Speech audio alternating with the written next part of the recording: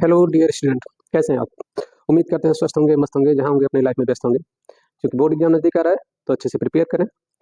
तो आज हम कक्षा 10 के रसायन विज्ञान के सभी महत्वपूर्ण जो रासायनिक अभिक्रियाएं होती हैं, जो चारों रिलेशन है, उनसे चुने हुए चुनिंदा जो रासायनिक समीकरण है उनके बारे में डिस्कस करेंगे और उसकी अच्छी से प्रैक्टिस करेंगे, जिससे जो 2026 में जो भी क्वेश्चन यानी जो रिएक्शन है उसको आप अच्छे तरीके से कर सकें।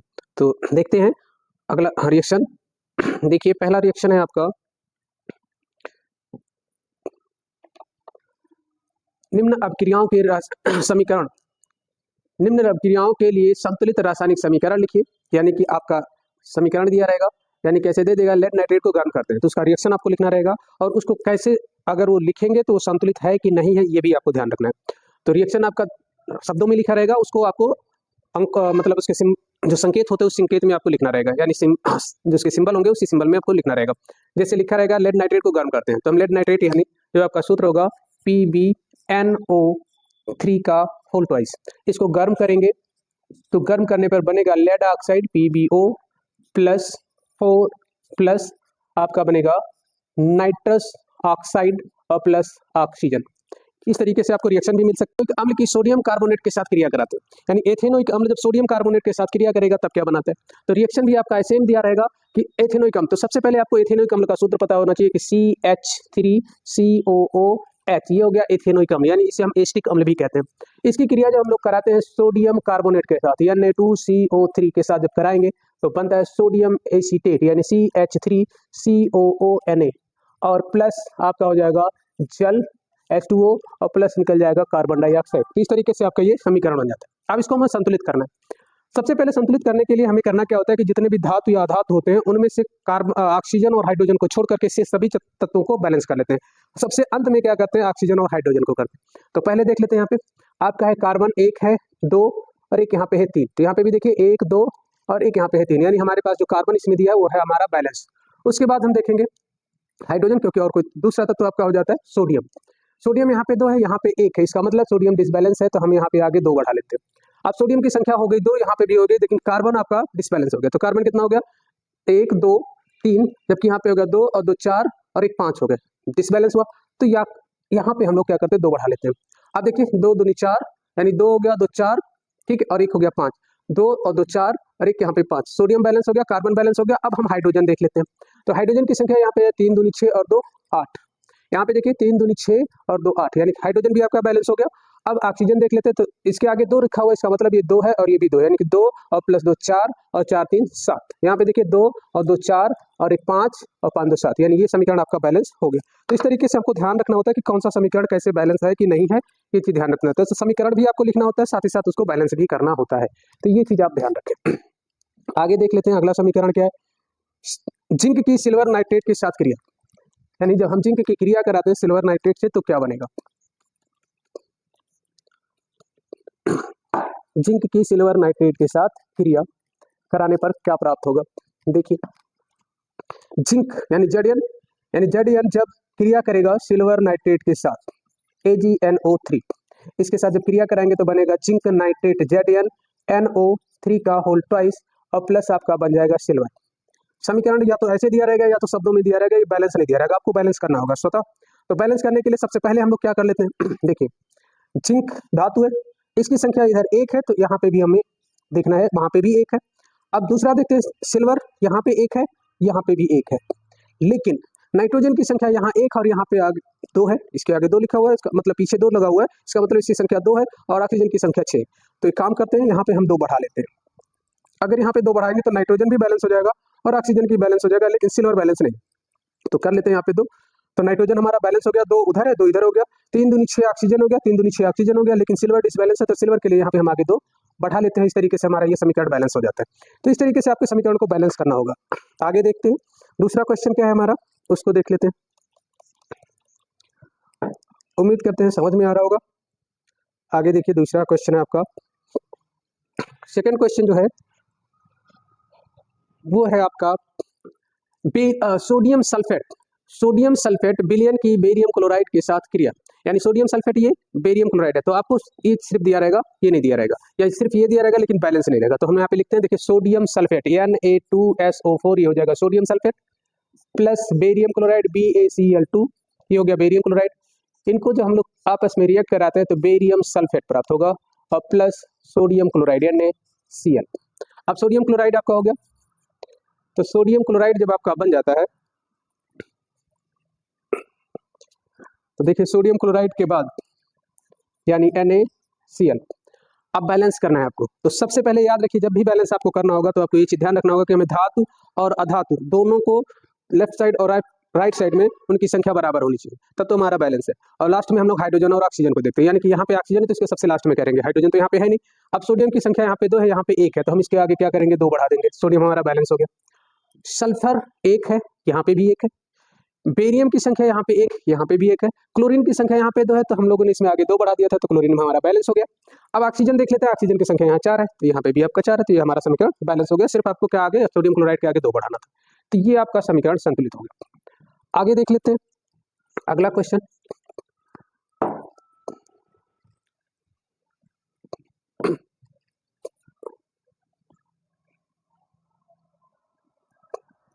अगला क्वेश्चन है हमारा निम्न की जल से क्रिया, यानी आपका समीकरण दिया रहेगा या फिर सीधे लिखा रहेगा कि निम्न की जल के साथ क्रिया कराते हैं तो क्या बनता है, यानी निम्न की जल के साथ क्रिया। अब उसमें धातुओं के नाम दे देगा, एल्युमिनियम दे देगा, कॉपर दे सकता है, कैल्शियम दे सकता है, मैग्नीशियम दे सकता है, कुछ भी दे सकता है। तो सिंपल सा देखिए यहाँ पे एल्युमिनियम से कह रहा है कि जल की क्रिया हम एल्युमिनियम के साथ कराएंगे तो क्या होगा, यानी एल्युमिनियम आपका हो जाएगा Al और जल के साथ क्रिया कराएंगे H2O। जल के साथ जब ये क्रिया करेगा और बनाएगा एल्यूमिना Al2O3 और प्लस आपका मॉलिक्यूल बनेगा हाइड्रोजन का H2, यानी यहाँ पे रहेगा H2 हाइड्रोजन। बैलेंस कीजिए, एल्युमिनियम यहाँ पे 1 है, यहाँ पे 2 है, इसका मतलब इसके आगे हम 2 बढ़ा देंगे। अब दूसरा चीज देखते हैं कि ऑक्सीजन यहाँ पे 1 है लेकिन यहाँ पे 3 है, तो हम यहाँ क्या करते हैं, आगे इसके 3 बढ़ा देते हैं। अब हाइड्रोजन की संख्या होगी 6, तो यहाँ पे आप आगे लिख सकते हैं 3, तो इस तरीके से ये आपका समीकरण बैलेंस हो जाता है। तो ये समीकरण हो गया आपका। दूसरा देखिए अगला देख लेते हैं, कैल्शियम के साथ अगर क्रिया कराते हैं तब क्या होगा, यानी कैल्शियम के साथ अगर हम क्रिया कराते हैं जल की, तो ये हो जाएगा आपका कैल्शियम और जल के साथ क्रिया कराएंगे यानी H2O, जल के साथ ही जब क्रिया करेगा तो बनाएगा कैल्शियम हाइड्रोक्साइड, बना लेगा आपका कैल्शियम CaOH का होल ट्वाइस, CaOH का whole twice plus hydrogen gas आपका निकल जाएगा यानी H2।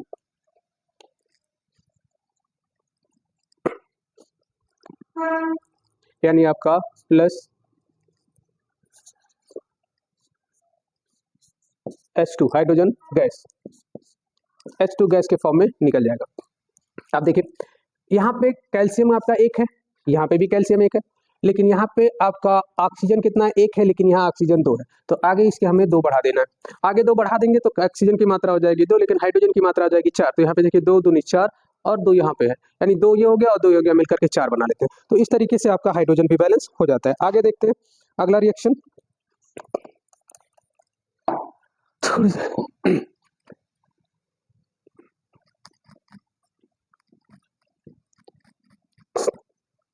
आगे अगला रिएक्शन आपका जो आ जाएगा आयरन के साथ क्रिया है। आयरन के साथ जब इसकी क्रिया कराते हैं तब क्या बनेगा, तो देखिए आयरन के साथ जब इसकी क्रिया कराते हैं तो Fe2 है, सॉरी Fe है, इसको थोड़ा नीचे कर लेते हैं, Fe देखिए Fe है, जल के साथ क्रिया कर रहा है तो आपका फेरिक ऑक्साइड बना रहा है, यानी ये आयरन के ऑक्साइड बना लेता है और हाइड्रोजन गैस निकलता है। अब रिएक्शन आपको जो मिलेगा वो सीधे सीधे लिखा रहेगा Fe और प्लस H2O और एरो के आगे लिखा रहेगा Fe3O4 और plus H2 hydrogen as a gas के फॉर्म में। ये रिएक्शन ऐसे दिया रहेगा, बैलेंस नहीं रहेगा, आपको बैलेंस करना होगा। तो आयरन की मात्रा यहाँ पे 1 है लेकिन यहाँ पे 3 है, तो आप आगे यहाँ इसके 3 लिख देंगे, आयरन बैलेंस हो गया। अब उसके बाद हम हाइड्रोजन देखते हैं, यहाँ पे हाइड्रोजन 2 है, वहाँ पे हाइड्रोजन 2 है, लेकिन उससे पहले ऑक्सीजन को बैलेंस करेंगे। हाइड्रोजन अपने आप बैलेंस हो जाता है ज्यादातर रिएक्शन में। तो यहाँ आपका ऑक्सीजन 1 है लेकिन यहाँ पे ऑक्सीजन आपका 4 है, तो इसके आगे हम 4 बढ़ा देंगे, तो ऑक्सीजन हो गया 4, हाइड्रोजन की संख्या हो गई 8, तो 4 दूनी 8, तो इसके आगे आप 4 लिख देंगे, ये आपका रिएक्शन बैलेंस हो जाता है। तो इस तरीके से रिएक्शन हम बैलेंस कर लेते हैं। आगे देखते हैं इसके बाद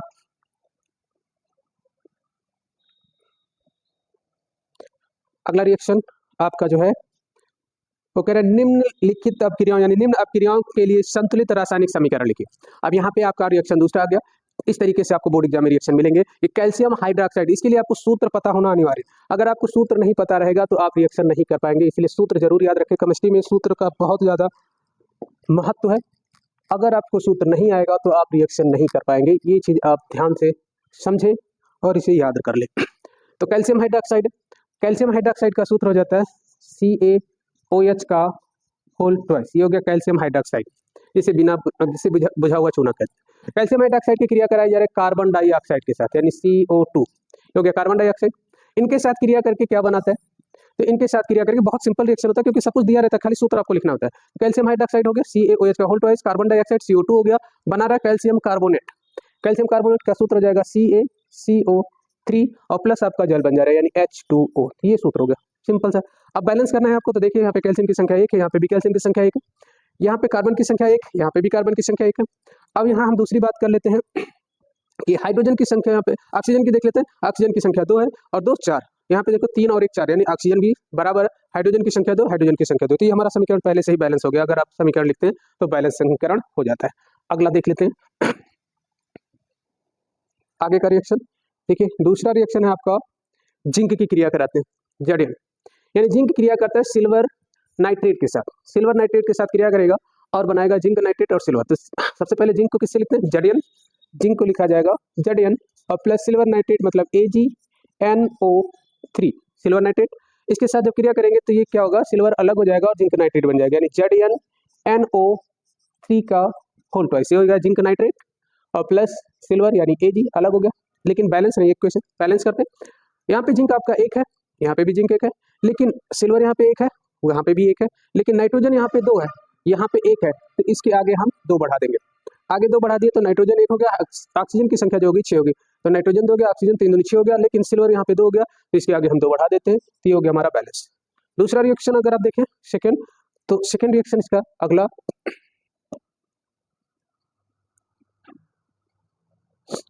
हम अगले रिएक्शन की बात करें।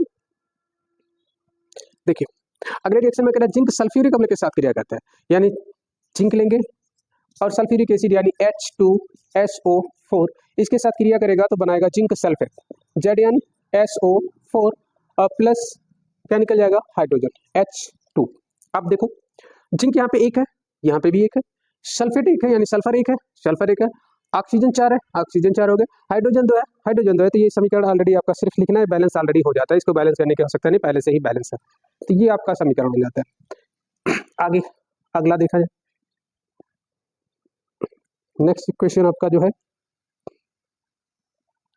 देखिए सिल्वर नाइट्रेट यानी AgNO3, सिल्वर नाइट्रेट है AgNO3, सिल्वर नाइट्रेट किससे क्रिया कर रहा है, जिंक क्लोराइड से, यानी ZnCl2, इसके साथ क्रिया करेगा तो बनाएगा, सिल्वर चला जाएगा क्लोरीन के साथ और बना लेगा सिल्वर क्लोराइड AgCl, और नाइट्रेट जाएगा जिंक के साथ और बनाएगा जिंक नाइट्रेट प्लस ZnNO3 का होल ट्वाइस, ये बनेगा जिंक नाइट्रेट। बैलेंस कीजिए, जिंक 1 है, वहां पे भी 1 है, सिल्वर यहाँ 1 है, यहाँ पे भी 1 है, क्लोरीन यहाँ पे 2 है, यहाँ पे 1 है, तो इसके आगे आप 2 बढ़ा दीजिए, क्लोरीन की संख्या हो गई 2, सिल्वर की संख्या उधर 1 है, तो यहाँ पे आप 2 बढ़ा दीजिए, सिल्वर बैलेंस हो गया, नाइट्रोजन की संख्या 2 हो गई, यहाँ पे भी नाइट्रोजन 2 है, ऑक्सीजन उधर 6 है, तो यहाँ पे 3 दूनी 6, हमें समीकरण बैलेंस हो जाता है। अगला देख लेते हैं, दूसरा आपका जो है वो जाता है हाइड्रोजन, नाइट्रोजन की क्रिया जब हम हाइड्रोजन के साथ कराते हैं तब क्या बनेगा, तो जब नाइट्रोजन की क्रिया हाइड्रोजन के साथ कराएंगे तो हमें जो समीकरण यानी जो उत्पाद प्राप्त होगा वो उत्पाद प्राप्त होता है अमोनिया। देखिए यानी उत्पाद की संख्या क्या हो जाती है, देख लेते हैं।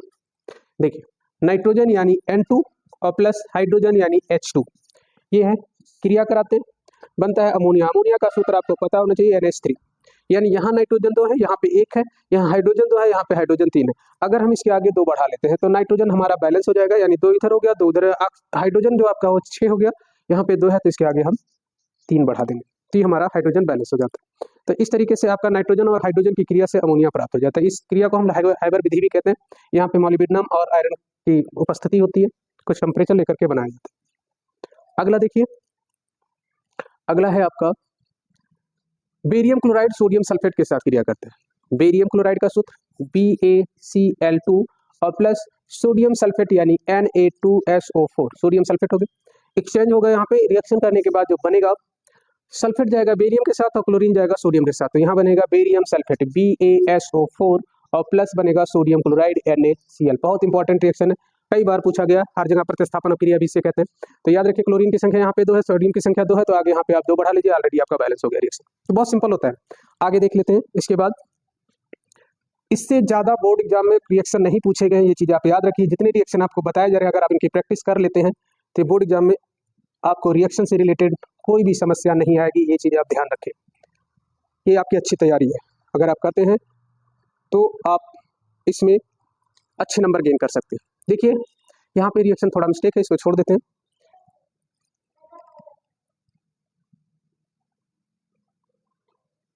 अब देखते हैं क्या होता है जब रिएक्शन है आपका, क्या होता है जब हम जब रिएक्शन कराते हैं। इसमें केवल रिएक्शन देखना होता है आपका कि क्या होता है जब इसके साथ इसकी क्रिया करते हैं। जैसे सोडियम जल से क्रिया होता है तो क्या प्राप्त होता है, सोडियम की जल से क्रिया कराएंगे तो सोडियम हाइड्रोक्साइड बनेगा। कैसे बनता है, सिंपल सा लॉजिक है। सोडियम जो है अगर इसका मैकेनिज्म देखा जाए तो सोडियम आयनित होगा तो यह Na+ बनाएगा और एक इलेक्ट्रॉन निकाल देता है। उसी तरीके से जल जो है, जल को हम HOH लिख सकते हैं, यानी H2O जब टूटेगा तो ये बनाता है H+ और OH-। अब H+ जो है वो इलेक्ट्रॉन ग्रहण करेगा और OH- यानी सोडियम जाएगा इसके साथ और बना लेगा सोडियम हाइड्रोक्साइड, और ये इलेक्ट्रॉन ये ग्रहण करके बना लेगा हाइड्रोजन H। लेकिन बैलेंस हाइड्रोजन अणु के फॉर्म में रहता है, ये सिंगल अवस्था में नहीं रहता है, इसलिए H2 लिखेंगे और ये बैलेंस। तो इस तरीके से यहाँ पे इसकी संख्या हम बढ़ाएंगे, यानी 2 सोडियम लेंगे, 2 सोडियम आयन बनेंगे और 2 इलेक्ट्रॉन यहाँ पे निकल जाएंगे। इसी तरह का जल के जो मॉलिक्यूल ले लेंगे वो 2 ले लेंगे, इस तरीके से यहाँ पे 2 हाइड्रोजन H+ बनाएगा और 2 OH- बनेगा, और ये दोनों जुड़ करके यहाँ पे 2 कर लेंगे और हाइड्रोजन आयन निकल जाएगा। तो इस तरीके से ये रिएक्शन करता है, इस चीज़ को आपको ध्यान रखना है। आगे देखते हैं क्या होता है जब अगला रिएक्शन है आपका कैल्शियम के साथ क्रिया।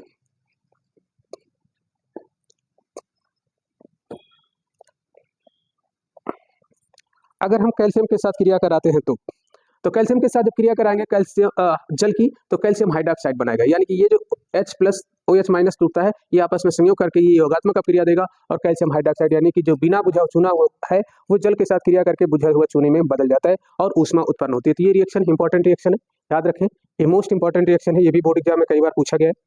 अगला देखें, लाल तप्त लोहे पर जल की वाष्प प्रवाहित करते हैं, यानी यहाँ पे जल की वाष्प लेंगे और जल क्या करेंगे, आयरन के ऊपर प्रवाहित करेंगे। तो Fe है, यानी फेरस आयन, फेरिक इसे हम लोग कहते हैं आयरन या फेरस कहते हैं।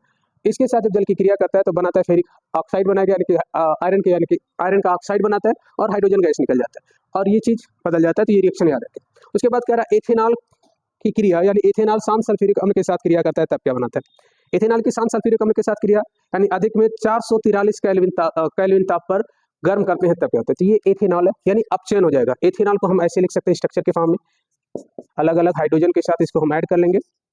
उसके बाद में CH और ये H हो गया और यहाँ हो गया OH, इस तरीके से। अब इस पे हम लोग क्रिया करा रहे हैं, क्या ना, कंसंट्रेट यानी सांद्र H2SO4 यानी अम्लीय माध्यम रहेगा और टेम्परेचर जो लिया जाएगा वो 443 केल्विन पर लिया गया। इसके ऊपर जब हम गर्म करते हैं तो क्या होता है, यहाँ से ये और इसका H आपस में रिएक्ट करके बना लेता है जल, यानी H2O, और प्लस ये बॉन्ड जब टूटेगा तो इसके साथ चला जाएगा और बीच में बन जाएगा CH2 डबल बॉन्ड CH2, जिसे हम लोग कहते हैं एथिलीन। इसे कहा जाता है एथिलीन, ये एथिलीन का मॉलिक्यूल है। यानी आपका इसे हम IPSC में जिसका नाम लिखेंगे वो हम लिख सकते हैं CH2 double bond CH2, 2 carbon के लिए एथ लिखते हैं और प्लस इन जोड़ेंगे तो हो जाएगा एथीन। तो ये इसका IPSC नाम हो जाता है। तो एथीन बनता है आपका, यानी कि अपचयन हो जाएगा और ये आपका समीकरण बन जाता है। आगे देखते हैं अगला, यानी ये अपचयन रिएक्शन है, इसको याद रखें, ये भी एग्जाम में कई बार पूछा गया है। इंपॉर्टेंट रिएक्शन होते हैं ये सभी जो आपके एग्जाम में पूछे गए हैं। अगला देख लेते हैं। अगला जो है आपका एथेनॉल का ही है, यानी क्या करते हैं एथेनॉल, जब एथेनॉल की क्रिया जब हम लोग पोटेशियम डाइक्रोमेट के साथ कराते हैं तथा सल्फ्यूरिक अम्ल के साथ गर्म करते हैं, यानी कि पोटेशियम डाइक्रोमेट भी रहेगा और सल्फ्यूरिक अम्ल दोनों में से दोनों की उपस्थिति रहेगी, जिसके ऊपर इसका ऑक्सीकरण हो जाएगा, यानी कि इस क्रिया में एथेनॉल का ऑक्सीकरण होगा और ऑक्सीकरण के फलस्वरूप जो आपका अल्कोहल है वो एसिड में कन्वर्ट हो जाएगा, यानी ये एडिशन रिएक्शन यहाँ पे भी बनेगा। तो यहाँ पे CH3CO है, सॉरी, ये आपका एसिटल्डिहाइड। एसिटल्डिहाइड से पहले हमें क्या करना है कि अल्कोहल पहले लेंगे CH3CH2OH, इसका जब हम लोग ऑक्सीकरण कराएंगे तो हमारा जो प्राप्त होगा, यानी लेंगे यहाँ पे K2Cr2O7 और H2SO4, इसकी उपस्थिति में जब हम इसका ऑक्सीकरण करते हैं तो हमें प्राप्त होता है एसिटल्डिहाइड CHO, यानी यहाँ पे जल का मॉलिक्यूल निकल जाएगा और पुनः इसका हम ऑक्सीकरण कर लेते हैं तो हमें प्राप्त हो जाएगा एसिटिक अम्ल CH3COOH। तो इस तरीके से ये रिएक्शन होता है। तो एक स्टेप इसका पहले, यानी कि एथिल अल्कोहल का जब हम ऑक्सीकरण करेंगे तो हमें एल्डिहाइड प्राप्त होगा, यानी एसिटल्डिहाइड प्राप्त होगा, और उसका ऑक्सीकरण कर देंगे तो हमें एसिटिक एसिड प्राप्त हो जाता है। तो ये रिएक्शन हो जाता है। दूसरा अगर आप देखें, अगला रिएक्शन है आपका, क्या नाम है कि एथिल अल्कोहल की क्रिया जब हम लोग कराते हैं किसके साथ, शांत सल्फ्यूरिक अम्ल के साथ एथिल अल्कोहल की क्रिया करा देंगे तो क्या प्राप्त होगा, देखिए। तो एथिल अल्कोहल शांत सल्फ्यूरिक अम्ल के साथ क्रिया करता है। एथिल अल्कोहल को शांत सल्फ्यूरिक अम्ल की उपस्थिति में ग्लेशियल एसिटिक अम्ल के साथ गर्म करते हैं, यानी ग्लेशियल एसिटिक अम्ल भी एसिटिक अम्ल का ही सूत्र होता है, सेम होते हैं। तो ये हो जाएगा आपका एसिटिक एसिड और ये हो जाएगा एथिल अल्कोहल। ये दोनों आपस में क्रिया करेंगे, क्या बनाएंगे, देखिए इस तरीके से रिएक्शन होगा CH3COOH और प्लस इसको हम पलट करके लिख देते हैं, यानी HOC2H5 इस तरीके से लिख देते हैं। और इसको हम लोग क्या करते हैं, यहाँ से H और यहाँ से OH को अलग कर देते हैं। इस तरीके से ये अलग हो जाएगा और यहाँ पे जो हम लेंगे वो सांद्र H2SO4 ले लेते हैं। शांत सल्फ्यूरिक अम्ल की उपस्थिति में ये क्रिया होगी और ये आपस में जल का मॉलिक्यूल निकल जाएगा। यहाँ पे जो बच रहा है आपका CH3COO और फिर इधर आपका बच रहा है C2H5, तो यहाँ पे लिखेंगे C2H5 और प्लस H2O हम निकाल देंगे, तो ये बन जाएगा आपका एथिल एसीटेट। तो ये एथिल एसीटेट हो जाता है और यह आपका एसिटिक एसिड एथिल अल्कोहल के साथ क्रिया करता है इन प्रेजेंस ऑफ शांत सल्फ्यूरिक एसिड, इसकी उपस्थिति में एथिल एसीटेट बनाता है और जल का मॉलिक्यूल बाहर निकल जाता है। तो ये रिएक्शन होता है आपका। आगे अगला देखते हैं।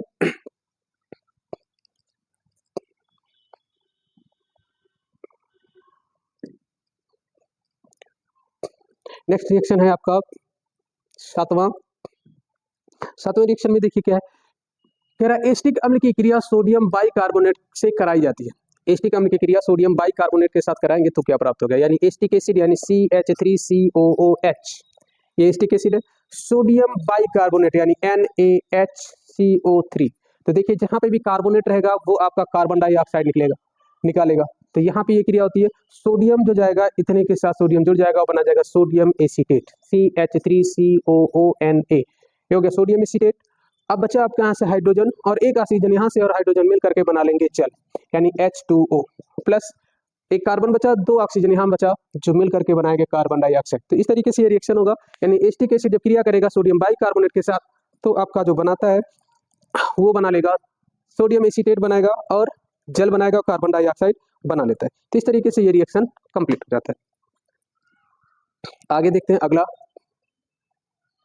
एथेनॉल को शांत सल्फ्यूरिक अम्ल की अधिकता में गर्म करते हैं, यानी एथेनॉल को हम लोग जब गर्म करेंगे तब क्या प्राप्त होगा, शांत सल्फ्यूरिक अम्ल के साथ जब हम उसकी गर्म करते हैं तो देखिए एथेनॉल की क्रिया, एक मिनट,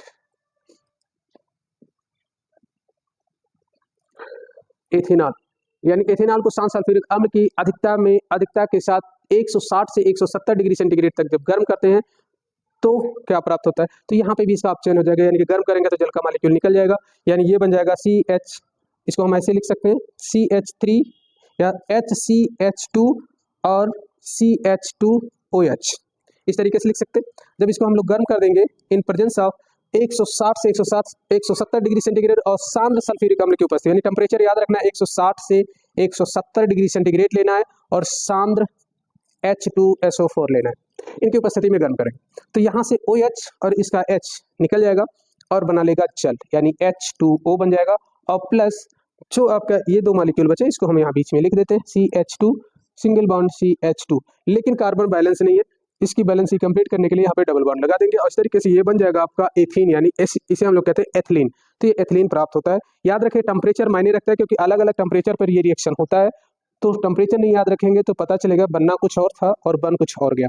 तो ये चीज़ आपको ध्यान रखना है, टेम्परेचर प्लस कैटालिस्ट यानी उत्प्रेरक, ये चीज़ें आपको ध्यान रखनी है। देखिए यहीं पे दूसरा रिएक्शन ही है, सेकेंड रिएक्शन में सेम चीज़ है कि आपका जो एथिल अल्कोहल है CH3CH2OH, अगर इसको हम टेम्परेचर कम कर देते हैं, यानी 140 से 150 डिग्री सेंटीग्रेड पर करते हैं और उत्प्रेरक आपका सांद्र सल्फ्यूरिक अम्ल जो रहेगा वही रहता है। टेम्परेचर कम कर दिया गया तो ये दो यानी अधिकता हो जाएगी यहाँ पर, और ये इसकी दो मात्रा हो जाए ले लेंगे तो ये आपका डाई एथिल ईथर बना लेगा, यानी CH3CH2O, फिर आपका हो जाएगा CH2CH3।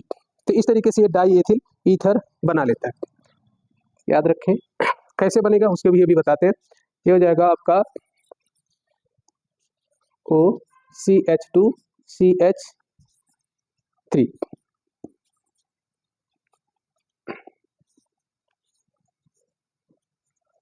CH3 कैसे हम इसको ऐसे लिख सकते हैं, CH3CH2OH फिर HOC2 या CH3, इस तरीके से। अब यहाँ से हम लोग क्या करेंगे, जल का मॉलिक्यूल एक निकाल देंगे। इस तरीके से जल का मॉलिक्यूल निकल जाएगा और बाकी चीजें आपस में जोड़ देंगे। आप सेम चीज लिखेंगे, क्या लिखेंगे, CH3CH2O, O बच गया, बाकी यहाँ पे जो बचा उसको जोड़ देंगे, यानी CH2CH3।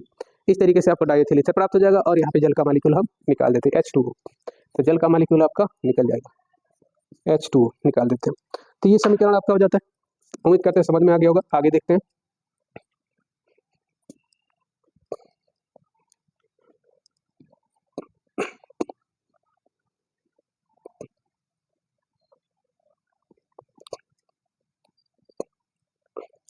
आगे देखिए, एथेन को वायु में जलाया जाता है, यानी एथेन का सूत्र जो होता है वो होता है C2H6।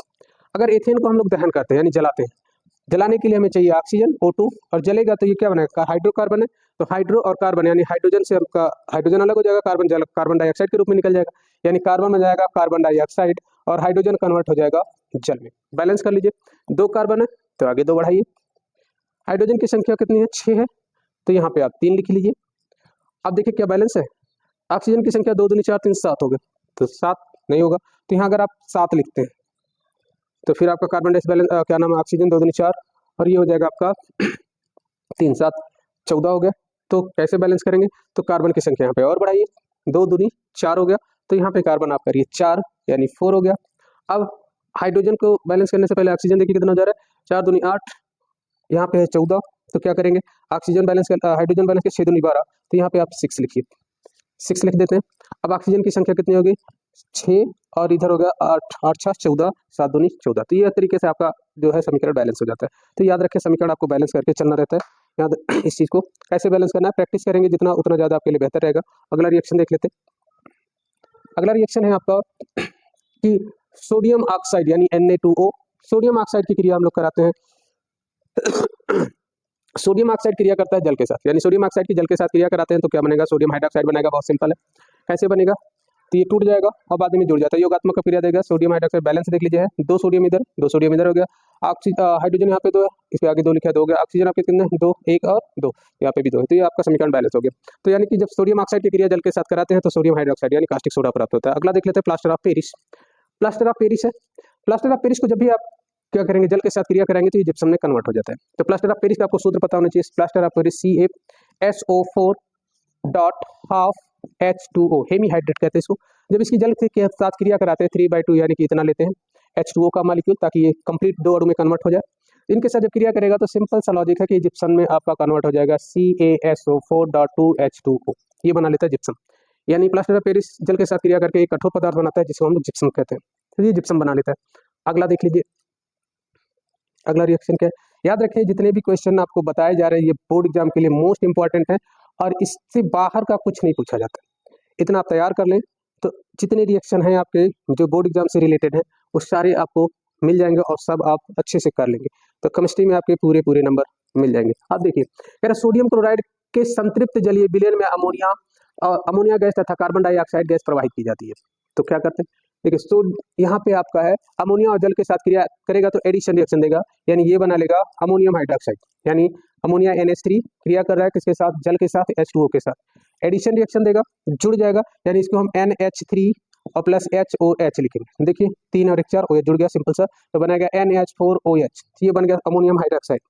अब अमोनियम हाइड्रोक्साइड बन गया तो फिर हम लोग क्या कर लेते हैं, अमोनियम हाइड्रोक्साइड की क्रिया आगे कराते हैं किसके साथ, सोडियम क्लोराइड के साथ विलयन बनाएंगे, उसमें कार्बन डाइऑक्साइड गैस प्रोवाइड कर देते हैं। यानी कि यहाँ पे लेंगे सोडियम क्लोराइड और प्लस अमोनियम हाइड्रोक्साइड जो आप बना रखे हैं, अमोनियम हाइड्रोक्साइड NH4OH, NH4OH के साथ क्रिया इसका विलयन बना के कार्बन डाइऑक्साइड गैस प्रोवाइड कर देंगे। तो ये आपस में जुड़ करके क्या बनाएंगे, ये बनाएगा सोडियम बाई कार्बोनेट और प्लस अमोनियम क्लोराइड NH4Cl बना लेते हैं। ये रिएक्शन आपका होता है। और इस दो रिएक्शन करने के बजाय आप चाहे तो एक ही में सब कुछ कर सकते हैं, यानी कि जितना मॉलिक्यूल इधर है इसके तरफ जितना है और इतना मॉलिक्यूल इधर आपका प्राप्त हो जाएगा।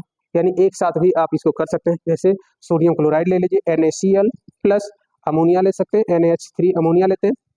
अब चूंकि देखिए यहाँ पे ये है और यहाँ पे ये है, तो दोनों को हम काट देते हैं, यानी दोनों कॉमन हो जाएंगे। तो इन दोनों को छोड़ करके बाकी को एक साथ लिख देते हैं। तो देखिए यहाँ पे लिखा जाएगा सोडियम क्लोराइड प्लस आपका अमोनिया लिख लिया जाएगा और प्लस आपका जो बच रहा है जल H2O, इतनी चीज इधर लिखेंगे और प्लस क्या ले लेंगे, कार्बन डाइऑक्साइड यानी CO2, इतनी एक साइड कर लेंगे लेफ्ट साइड, और जो राइट साइड में है उसको हम उधर कर लेते हैं। तो उधर क्या बन जाएगा NaHCO3, ये बन जाएगा आपका sodium bicarbonate plus ammonium chloride. तो देखिए ये आपका रिएक्शन लिखा हुआ है, एक साथ जब लिखा जाएगा तो ये आपका बन जाता है। तो इस तरीके से आपका प्रोडक्ट हम लोग क्या नाम है बना लेते हैं। देखिएगा बैलेंस भी होना चाहिए, सोडियम की संख्या इधर एक, यहाँ पे भी एक है, नाइट्रोजन की संख्या यहाँ पे एक है, यहाँ पे भी आपका एक है, क्लोरीन की संख्या अगर देखा जाए तो यहाँ पे क्लोरीन आपका एक है, यहाँ पे भी क्लोरीन आपका एक है।